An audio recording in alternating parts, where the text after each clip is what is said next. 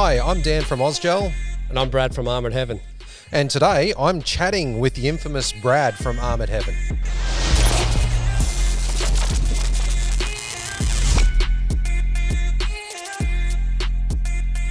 All right, so thank you for joining us, Brad. You've been in the industry for a long time now. You've experienced a lot of highs and lows.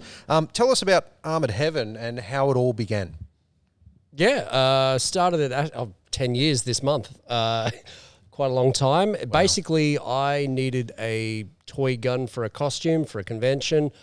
A couple of other guys that I sort of started to hang out with at the time did too. This is well before gel blasters. This is just lights and sound stuff. And I decided to be the guy that supplied when there was nothing in a very extremely niche market. The only place you could really find that stuff was like flea markets and all that sort of stuff at too higher prices. And then it just 4 years of just selling toys at different various conventions. I did my first one in 2011. And then oddly enough, when Gel Blasters first came out in 2014, it was a very sort of kid-sized M1A1, M14 looking stuff for the cosplay sort of thing. Pretty much, yeah, more or less. It was very much marketed towards a cosplay sort of thing. And we sort of, through, I guess, what a lot of people call a cosplay career, which I disagree with, but with the terminology, it's more just a life of cosplay, because it implies you're making money when you're spending money. It's a way of life. It is, yeah. So, I scored a couple of video game promotion gigs, worked very closely with Ubisoft. Cool. Oh yeah, that was fun. So I got to be Kestrel from the Splinter Cell series for one of their. Wow. Oh yeah, that was fun. So if you guys come into the store, you'll see my posters, but based off that, which is a lot of fun. It's about $1,000 worth of kit that I'm wearing. Jeez. I didn't go cheap. Yeah. I went, I cracked out the fly gear. Yeah, I cracked out the fly gear. I cracked out, pretty much all the top end airsoft style branded, bits and pieces. Yeah. Modified a toy gun, which, people complain how they had to spend 20 minutes attaching a handguard. Well, back in the day, you used to have to go down to Bunnings, grab pipe, book a rod. It'd be a 4-hour cut and paste job. Oh, it was horrible.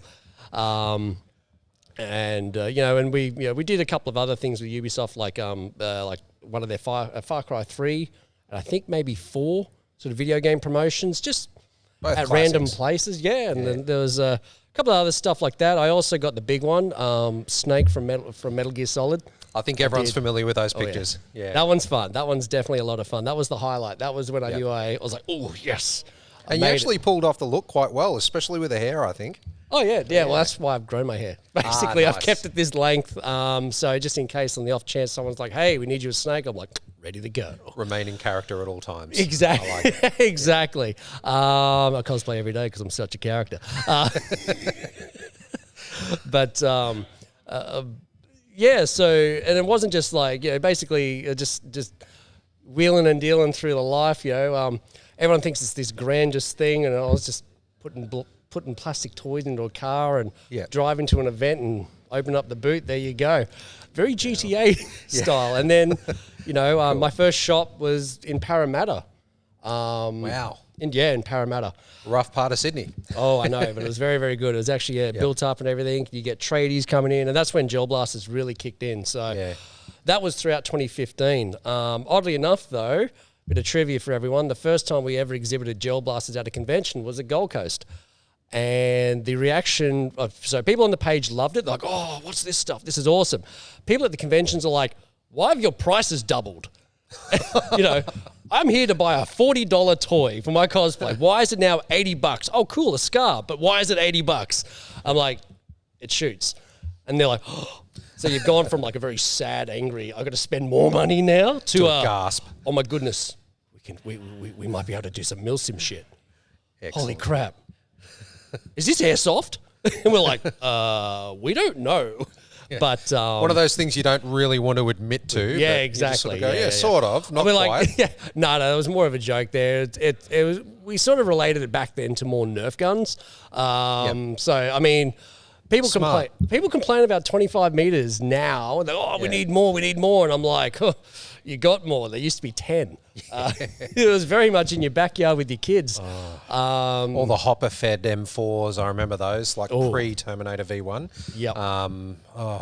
Some of those were terrible. One of the best blasters still on the market. Oddly enough, with the technology, you know, the hopper-fed 1911s that are so popular. Yeah. That, but as a Deagle or a Beretta. Back in the day, they had I've about got the 15 Deagle variant. Yeah. And it's got the little foregrip on the front as well. Oh, you got the tactical model. Yep. Brilliant. So I probably sold it to you, maybe. I don't know. Possibly. What'd you pay for it? I think I paid like $95 for it. Don't judge me. Oh, It was pretty expensive. Out of a 60. Yeah. Didn't get it from you then. Oh, sorry. Actually, I do know where I got it from. I'm just not going to mention the name here. Is he I don't about want to that throw anyone. Actually, you could probably say that, yes. We all know who that is. We all know who that is. I don't want to throw anyone under the bus. Sorry. My rival, Gilly. No, not quite that one. Yeah. Not quite that one. Wait, there's someone else this high? Yeah, there's someone else that high. Oh, yeah. It's a mystery. We'll leave that up to you guys to try and figure out who that is. Tell me who it is. But, and then say from 2015, we started, knocking out these gel blasters. It was fantastic. We actually really hit hard. We had the Scar. Yep. We had an SVD. So it was a 120 centimeter SVD. And the cool feature of that was it came with 2 orange tips. The standard traditional muzzle brake and then a fat one. Ah, nice. The one that looks like it's come off a 50 cal or something? Something like that, yeah. So that was, and people are like, whoa, this is cool. And then they're like, how do I put it in my bag? And they're like, it packs down. They're like, oh, this is amazing. Does it have a charging handle? I'm like, no. So how do I pull it apart? I'm like, please don't. Please don't. They're horrible on the inside. You know how cool one-piece cylinders are these days? Yes. Yeah, back then, no. It was a one-piece cylinder head, nozzle. Oh, God. Piston, and probably plastic. The whole, Oh, God. We'll give you an idea. I opened one up for other reasons during my court case, and I didn't know how to put it back together. The box sort of exploded with just parts. I think they're all friction fitted in there. When they opened the box, it just went, I'm like, well, don't know how to put that one back together. That sounds like everybody's first experience with a gearbox. When they first open it up, it just happens. My first mod, I blew up a Vector. No. After I built it. So I put it back together, did the quick little test fire, make sure, okay, MOSFET, you're good. Yep. Put it back together, assembled it all, and just puff of smoke. God. And I'm like, all right, no more modding for me for 6 months. I still don't like cracking those things open because there's like a million screws you have to, you have to remember where they go for starters. But then it's just, when you're missing that screw, or you've got an extra screw, you don't know where it goes. Yeah, it's like the RX AK. Like 60 of the things in there. Yes, exactly. So I used to put them out in the shape of the AK. So I'm like, all right, this big screw goes here, the little screws go there, the gearbox ones, the big screw. Oh my goodness, it was horrible. And then you bump something on the table and everything's all messed up, and you're like, oh crap. Or you're tearing down something to help your tech so that they can just get straight into it, and a customer comes in and goes, oh my God, what's all this? And they put their hands on it. I'm like, don't touch it. Don't touch it. Yeah. Never ever tech on your front bench when there's customers in view. They will come over and just mess it up because it's like when you give them a mask or something, they straight away put their dirty fingers on the lenses, and you're like, you've got a whole helmet there, and you had to go the parts that I have to look through. Yep, exactly. And then, or they drop it. Yeah. Jeez. Yep. Well, hey, question for you. So we'll get a picture of this up on the screen now. How did you convince Captain Price from Call of Duty to come work for Armoured Heaven? Tell us a bit about him. It really helps that he's your dad. So it was coming up to a summer convention, oddly enough, in Brisbane. And so we're flying, we're driving up, but basically flying up in the van from my place down in Sydney, Western Sydney, up to Brizzy. And more or less, he's like, oh, it's going to be too hot to wear my MGS4 Old Snake stuff. I don't really feel like wearing a lot of gear. Look, I'll just be happy putting on a light vest and going from there. And I've gone, Captain Price it is. He's like, what? And I'm like, I'm Call of Duty. Yeah. He's like, Call of Duty? Oh, no one's going to know me. I said, okay then. All right then, let's see how that goes. I'll let you believe that one. He got swamped. So they're like, oh my God, it's Captain Price. Oh my God. You know, it's sort of like how people react to Peter Cullen basically being their Transformers dad as Optimus Prime back in the 80s. So they're like, oh my God, this is awesome. It's like, I don't see John Towner, I see Captain Price. There we go. Whenever I visit your store, it's like, oh, hey, Pricey. Yeah. Well, it's like when Dad and I did a trip around America, you had the big biker stash. Yep. Immediately, first question from every biker was, oh, yeah, where's your ride? What are you riding? Yeah. And because I was dumb enough to go, hey, I want to hire a Hummer H3 because I thought that was cool. Yeah. 2008. Yeah. They're like, oh, okay, you got a mum's car right there. Okay, no worries. And we kind of got laughed at. This is sort of like around the Virginia area, along the Skyline Drive and the Blue Ridge Parkway. Really, really nice country side there. But you know, so yeah, he's just had the handlebars for a long time. But Nice. he's actually, you'll be shocked how he looks right now. Oh, really? He hasn't shaved that off, has he? No, he's bearded up. Oh. So we are planning a photo shoot. He had to go home back to Newcastle to rescue his house from just the garden going all over the place, the pool needing to be redone because he'd been up here since Christmas. Oh, he would have been stuck here post-COVID as He well. was stuck. Yeah. He's like, oh, should we go home? I'm like, nah, just stay with me. Yeah. You know, New South Wales was just filling up with filth. Yep. Yeah, people out of control. I'm like, nah, just stay up here in glorious sunshine Queensland for as long as possible, and then eventually got to the point where like, nah, next door neighbour just sent us a photo of the yard. It's Jumanji, really? You know. So It's bad when you got wildlife kicking around in your yard as well. Pretty much. So like, we're like, yeah, we'll come back at the end of August for your mum's birthday. I'm like, oh, fantastic, and now they can't. So, and people are like, oh, just get him up here and do the 2 weeks thing. I'm like, nah, it's too expensive. Yeah. So he'll come up. So we're going to do some photo shoots. A little bit of insider. We're gonna get him up as Santa. Oh, nice. I like that. That's how he looks. Okay. He's Tactical Santa? Oh, yeah. It's the only like it. Santa. It's the Excellent. only Santa to go. So Excellent. hopefully, if the borders reopen before Chrissy, we'll get him back up here, and we'll go from there. And once again, that's not going to look like John Towner as No. Santa. That's going to be like Captain Price is playing Santa. Exactly. So yeah. we'll do a light vest, Santa on holidays. Good stuff. I love go it. from there.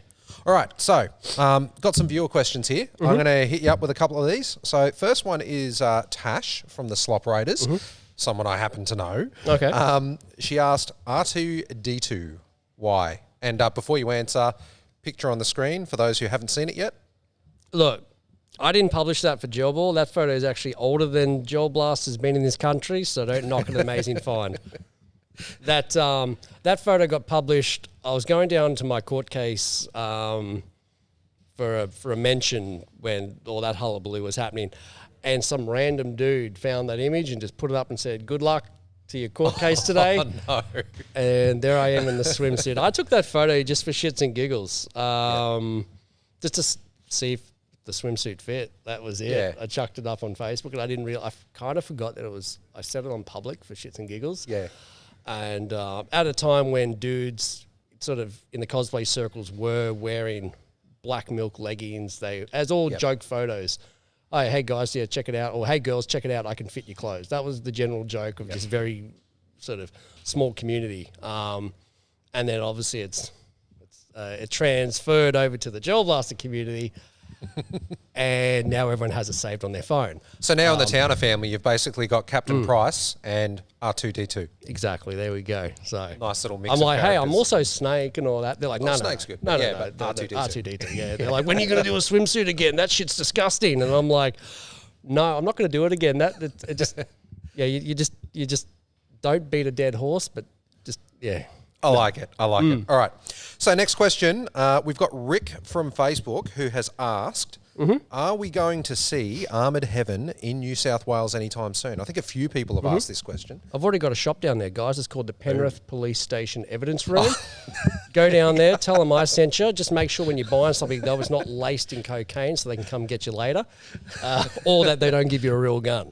So I love it. Yeah, they're actually really well stocked on some Gen 1 stuff. So if you want a bit of history, go down and hit them up. Ask them for a deal. Gen 1 firearms. Yeah, Watch pretty out. much, I know, Yeah. right? Yeah. Any plans though? Like if it does become a thing? Of course. Yeah, of course. Cool. All right, Yeah, awesome. I've got it all that'd be great. up here. Yeah, nice. Basically, we're going to have big store, like this one's nice. Something like this, and more or less just go, here we go, we won, come at me, we've got all the stuff. I'll probably end up calling it Redemption or something, some sort of name. And then on a big billboard, I want to do Tactical Gun Jesus. Oh, nice. And just a nice thing like that with a khaki chest rig, an AK. Oh, Jesus. And an like R2-D2 uniform. No, that's been done. No, the next thing is actually tactical bikinis. Tactical bikinis? Tactical bikinis. They're on the way. If you're interested in them, I've got 5 colours coming. Oh, Lord. And you wear them over your BDU. Yeah. So imagine that. Some hot booty stripper shorts, which there's a photo of that out there too. Oh, God. It's Quiet Snake. Go find it. From MGS5. Yeah. And I did the outfit before the game came out as a joke. Yeah, and the pictures are out there somewhere? I posted them. Yeah. You guys. We're going to have to dig through and find these guys. It's not difficult. Just Google it. No. Oh, God, what am I doing? So, yeah, I'm going to organise a couple of people to do a nice little photo. I know cool. Cam. Yep. Everyone knows Cam. Yeah, he's keen. I mentioned that to him. Good old Kamikaze. Yep. He's keen for it. So it'll be proper. There won't be skanky, slutty, or otherwise disgusting. But it's going to be professional and very. Yeah. It's going to be like a nice. Think of it like a lingerie shoot, but tactically cool. Awesome. Oh, man, some of the stuff he does. I mean, something I'm looking forward to. I know he's doing that Speedy Boy shoot at some stage. Like he's doing a bit of a skit on Speedy Boys. Yep. And it's quite funny. Obviously, Ausgel had a big helping hand in introducing speedball style gameplay into the community. And here we go. The guy who we're sponsoring is going to be doing a skit on Speedy Boys. But maybe I could supply some kit. Yeah, possibly. Not only that, we've got like proper stuff coming as well. Yeah, all the bits and pieces. Now that I don't have $100,000 bloody legal bill hanging over my head, we can actually now rapidly expand. Awesome. And we're like a nice little bow being drawn, going to shoot forward, go from start going ahead. So, because a lot of people last year were like, come on, get this in. And I'm like, great, I'd love to spend $30,000 on a new supply of literally any and everything. But that's $30,000 less that we may not sell because there's so much competition out there. We had to be frugal, extremely frugal. Like, I want to spend 30G, I can only spend 5 because what if we lost? Well, that's true as well. Yeah. I was literally trusting a bit of faith into the people of Penrith. You must have been peaking around that time. I mean, because you were essentially staring down the barrel of potential prison time. One charge was 14 years. Wow. One charge. And I started with 5. I did publish those some point in 2018 or something. This is what I'm being hit up with. And when I got to court, they're like, oh, hey, there's 66. And I'm like, Jesus. Yeah. The reason for that is because I kept saying no to plea deals. Yeah. Because I know what happens then. They then want me to rat everyone out. They want me to go, all right, if you want this, we're not going to prosecute you. And I'm like, okay, fair enough. So I'm innocent. Yeah. But then they'll want stuff. So I'm like, I'm staying tight-lipped. And I knew that if I said, okay, cool, I'm guilty, they'll then go after you. They'll go after the mums and dads, which they are already. There's so many cases now. And the interesting thing is I get a call every now and then asking from a firearm expert, even from a legal team. They're reading out these reports, and the ballistics officers, they're writing in the reports that this is how it's written is, it appears to operate with compressed air, via trigger and spring. So, and they're showing photos. They're not opening gearboxes, guys. Yeah. This is the ballistics team of New South Wales Police. So they're trying to get someone to go, oh, yeah, I suppose I'm guilty. Just like someone that just wants their life back on track because they didn't know that a toy could be almost like bullying legal. Someone into it. It pretty much is. They're forcing, come on, mate, you're guilty, come on. Yeah. And if you accept it, we'll leave you alone. Here's a fine, but we'll leave you alone. You get your life back on track. Maybe get your job back because you just got fired. We're going to ruin your life. And that's why I stood there and basically said, no, not guilty, buggies. Yep. So, because I knew that times 10 would happen to everyone. And in our court case, we basically, they didn't open the gearbox. They tried to say that I was selling blasters that were available only from 2000, like the Gen 8 M4. Yep. They pulled one of those out and said, I'm selling this. I'm like, no, I'm not. I didn't get to go up on the stand, unfortunately, but I think my lawyer's like, mate, you're a bit of a cowboy. We don't know, but if you put we put you up there, you better be acting right. I'm like, yes, sir, because my barrister was scary. If you want to look him up, John Corn, he is He's very, very tenacious. He was the guy in the video with you on the day that That's you his son, announced you Michael. were- Oh, That's- really? Yeah. Oh, wow. So my lawyer's a couple cool. of years younger than me, and he's barrister. Yeah. He eats Raptor for breakfast. Nice. So Raptor is one of those police teams that look after all the drugs Like and a the task guns. force sort of thing. Task force Raptor down New South Wales. I don't know what the task force up here is. They've got, so they use that same task force they're using for like actual firearms and drugs for gel blaster tools. No. He goes up against them all the time, and so okay. whenever he's in other cases, like actual Yeah. legitimate criminal cases, if someone can afford him, he usually turns them out. He's very, very effective. So I basically, if you're going to be planted as guilty or painted as guilty, you may as well go with someone who's going to get you off. And spend the big bucks. So I'm glad that actually happened. He was extremely effective. And the way to describe him is he was going off at this ballistics officer like the naughty kid in class, and the whole classroom I was terrified, and I was sitting behind him. So I'm like, Jesus Christ, I do not want to be in a room with you going at me. Man, it's just crazy to think about, when you, I've seen so many to and fro arguments. I've got friends who work in various different police services, and one of the most frustrating arguments I continue to hear is, they'll sort of look at a gel blaster and they go, "Come on, mate, that looks real." And I mean, when they're basing their entire argument over the look of a gel blaster, I mean, I can walk like 2 doors down from here where there's a $2 variety shop and get a similar sort of thing. It's a 1-to-1 replica, 1-to-1 sort of look-alike, and it's just as scary. But, the reality is, I think they just don't like the fact that these things shoot pellets and look like that. I think it's more, it's a money grab. They know it's something, because this is the thing. So people are getting caught because they're buying them in some way, whether a friend sends them down, buys it for them and sends them down, or they're coming up here, they don't say anything, and they just buy it and then cross the border. There's not much being done to restrict the sort of, acquisition of these toys because it's such an easy, big money grab, because you can literally go, that's a real firearm, add it to a notch, and at the end of the year, when they go, look at all the guns we've stopped, toys are a massive contribution to that percentage. And so they get to, it's more or less like, I don't want to slog cops, but it's basically the upper echelon getting to boost their statistics to justify more funding is how I look at it. Because I got shut down from a political point of view. It wasn't the actual police that made the decision. It was the ex-police minister who made the decision to say, yep, stuff him, go for it. And this is after I got checked out. I've been investigated before by various firearm sort of divisions of police, and they've always just walked in and just gone, what a waste of time this was, let's go get lunch. You're actually, you're a legitimate toy seller. So cool. Yeah, good luck, mate. See you later.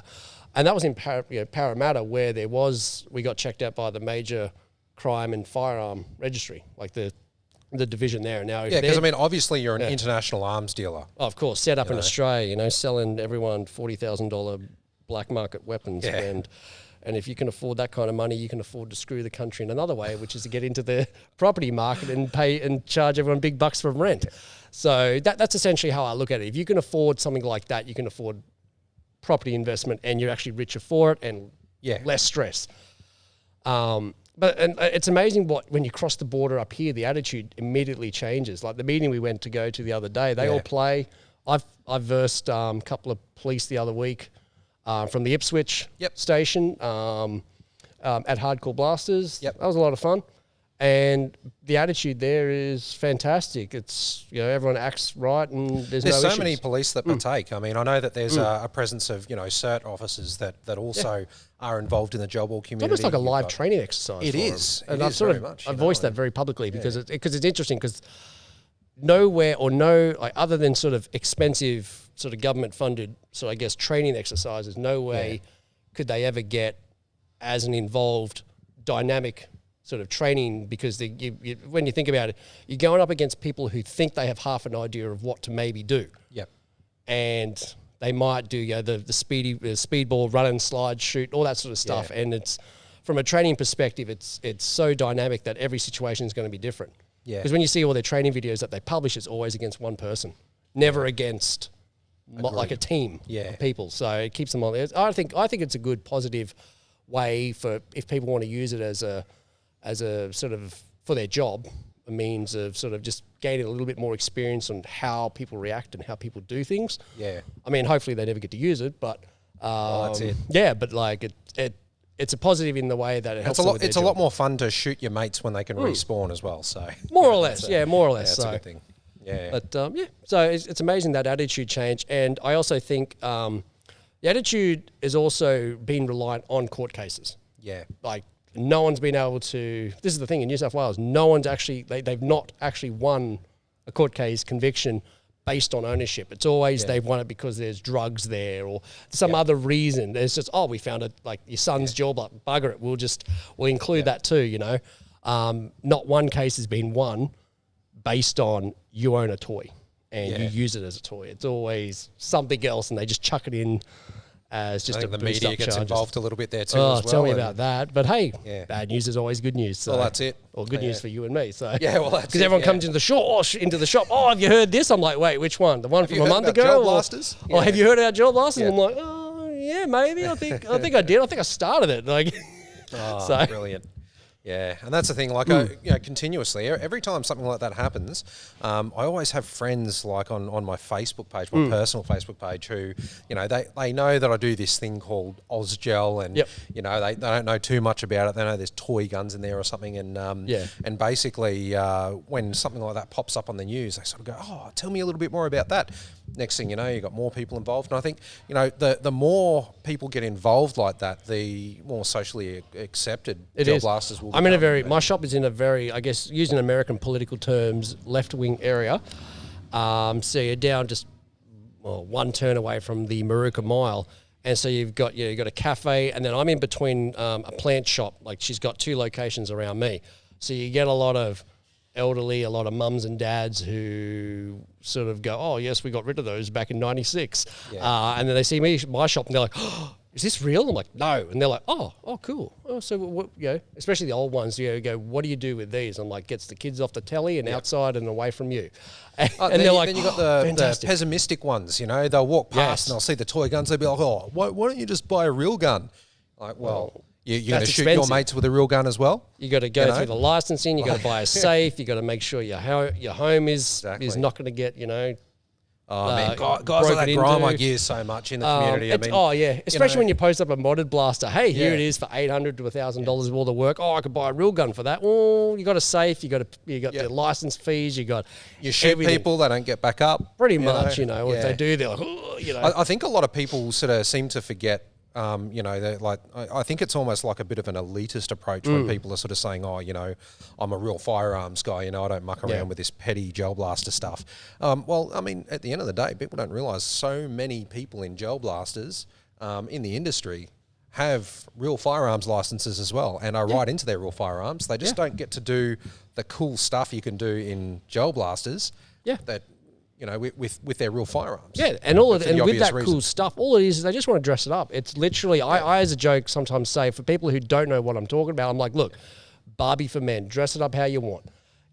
That's it. It's just literally you look at something cool, you dress it up, you spend a couple of $100, you feel better about yourself, or people come into the shop and go, oh yeah, I didn't know I could put my real scope on this gel blaster. I'm like, cool, does it help? And they're like, well, I'm only shooting 25 meters, so not really, but it looks great for photos. The paintball industry, another one, I know that, at the birth of gel blasters, there was a lot of negative response from paintballers where they're sort of saying, it's not like paintball, doesn't hurt as much, and they're sort of like, they play it down a bit. But what I've actually noticed is there's more and more paintballers getting involved in gel blasters because unlike paintball, you can take your 5-year-old son, 5-year-old daughter. You can walk away with something for $500. You can go have a family day out. Yeah, you can go. You can have $500 in your pocket and go for a day of paintball. Yep. Well, 20 minutes. Yeah. Or with $500, you can go buy a blaster for you, buy a blaster for your kids, buy a whole bunch of armor techs, buy mags. Something and still pay for the entry for an entire day. And you've got that. And then you get to go home and take something with you, and you don't have to worry about license requirements. It's the only thing you have to worry about is obviously safe storage. Yeah. And that's all explained to you at the point of sale or even with a pamphlet if they're too keen to just go because they're busy. So it always comes down to the wallet, Yeah. like paintball is good. I've done it once. I enjoyed it. Yeah. Gel same. ball is so much better. Yes, we don't have the range or the bruises. Yeah. But you can go to work the next day and still look pretty. You know, you don't look like sometimes you may look like you've run through a bee's hive, but. Or got a bit of ringworm. Yeah, pretty much. I mean, that's why sometimes I mask up with my Ronin helmet, because I see people out there, they're like, we're going to get you, bro. We're going to shoot you in the head. I'm like, not today, you're not. I got to go to work tomorrow. I like the way I look. So, pardon me, I'm beautiful. I'll put on my helmet to protect myself. It's the wavy hair. Exactly. No, but still that mask I wear, I still end up eating a couple of gels every now and then. You know, they just get through the breathing hole, and you're like, it's lovely. But at least it's not paint. Yeah, I've eaten paint. Yeah, not good. Not good at all. So, and it's a case of what are you willing to spend and what do you want out of it? You know, blasters, I mean, you can't play with your paintball gun at home, can you? Like, oh, well, that's it. So a gel blaster, you can whip it out in your backyard. You can take it to a field. You can sort of, I guess if you want in your house, but I don't agree. The cost of gel balls, prime example. I mean, $10. Yeah, $7 to $10 actually. And well, $10 is seen as expensive in gel ball, and that gives you 10,000 rounds. Also, let's face it, when it comes to entertaining yourself outside of the house, where can you go for 3 hours at $30? Exception of the movies. And that's it. Exception of movies, which, I mean, you might pay $10 for an hour and a half movie on cheap night, but where can you go that you only pay $30 for a quarter, for a 3 hour bit of fun, and then go home sweaty, feeling like you've got your socials done, you have your interaction with all the people, you've had a little bit of a gladiator fun with so when you think of the old Roman times, humanity's always wanted fights. Yeah, conflict is always a good thing. We've always wanted to get the blood rage out of us. So, especially after a week worth of customer calls asking you, do you stock Gen 8s? I'm like, no, sorry, I don't have trash. Then you see that customer out on the field. You see the customer and they're going, I got me Gen 8 on me stock springs, 1.4 spring. She goes all right. I'm like, no, it doesn't. I sound so elitist right now with my jokes. And you crack out your metal blast with your beautiful jailbreak 12-inch handguard on it, and then they shoot you with their piece of trash. And you're like, I spent all this money to look good, and I'm crap. But and they've got the little Ausgel speed belt on. They come in, slide up under you with all the gear. Can't see them. They just go. You're like, I should remove that dot sight off my big scope of my blaster so I can see people come in and around. But bugger it, I like to look cool. And it's just I forgot what I was talking about now. I've just gone on a tangent. Nah, that's all right. It was a good tangent. I like these tangents. It was, yeah. But it's been some interesting conversation. Pretty much. But look, we could probably talk your ears off for the rest of the week. You've seen my live streams. I tend to jump on there and watch them and give you a cheeky comment every now and again. I'll be here for a quick 5 minutes. 45 minutes later. All right, now I'm done. Oh, love it. All right. Well, look, just some other stuff I guess we can talk about, that might not necessarily be related to gel ball, but Transformers. Looks like you got a bit of a collection there. I've seen them pop up in the background in your room there. In the house, Tell us a bit about them. I started that, it got started for me when I was 5. On my 5th birthday, I got my first Transformers from mum and dad and grandparents. So I had G1 First Aid, who was an ambulance. I had the Optimus Prime. I never had Megatron, unfortunately. That's a bit of... there's an interesting legal case. Go check out... legal thing. Go check out G1 and Masterpiece Megatron under New South Wales laws for a transforming toy that turns into a gun. No. You need... Yeah, okay. No. Okay, this is my word of warning to everyone. What happened to Megatron will happen to Gel Ball politically. You actually need to be part of a collective firearm club and have a safe to own a G1 Megatron in New South Wales. This is why I always punch in guys. Everyone at the moment with the current meeting, everyone's like, nothing to worry about. I haven't seen anything yet. Yes, there is nothing to worry about, but keep it in the back of your mind, there is something to worry about. It's a yes and no. Like, the intention right now is that there's nothing to worry about, but there's always the worry of escalation. Safe always bag be in the shop. Well, think of it this way.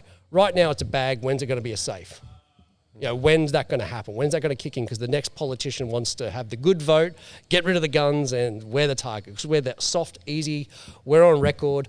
Everyone knows where we are. We are easily obtainable, more so than trying to do some actual decent work and find some illegal guns. here we are. You come to our shops. Everyone knows there you are. We're just going to take your stuff and check it out. Oh, look, well, now I'm going to make a big thing about it. So, to own a Megatron, and there was a lawyer who did it. Because customs like you can't, like New South Wales or federal customs, were like you can't have that without a gun collector club. And guess what? There's nothing for toys. So a lawyer went, all right, cool, and he went and set one up. So it costs $5 a year to be part of the Megatron Gun Collector Club. Wow! Just so you can own a G1 Megatron or a Masterpiece Megatron. And here's the interesting fact, though: if you buy it in Queensland, you don't need to do any of that. Wow! Because of the Queensland laws.